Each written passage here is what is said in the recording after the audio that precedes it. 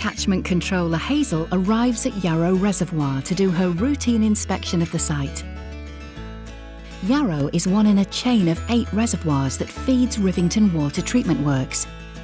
It was built in 1875 and took around 8 years to be completed.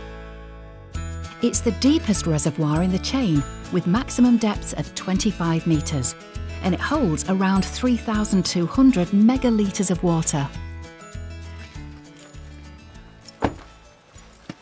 We're at Yarra Reservoir and we're getting a sample here from the reservoir to test for algae, which we'll do back at the treatment works later on.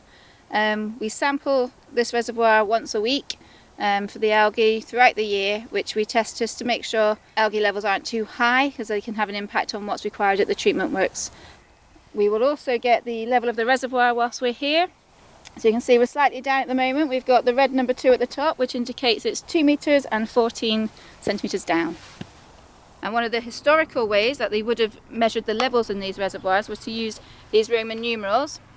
If the water level would come up to here, it is obviously 7 foot below top water. We now use the measuring boards, but even in times of drought, when the boards run out, we do still use these.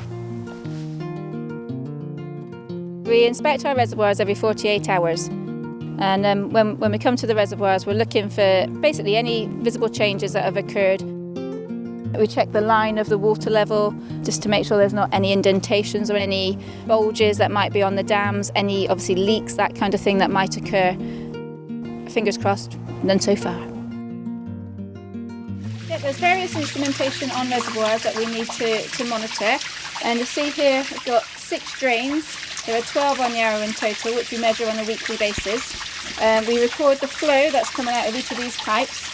And it can be an indication if there was anything wrong with the reservoir, any kind of leak, because we also record rainfall in the area. So we know if there's been a particularly high rainfall and there's no water coming out, that there might be an issue, or if there's been no rainfall and there's a lot of water coming out of one, particularly those that have been low in the tank.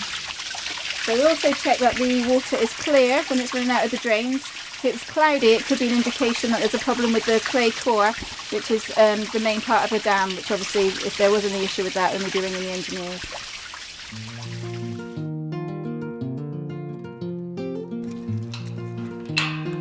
So that's Yarra inspected, and now we're off to our next location.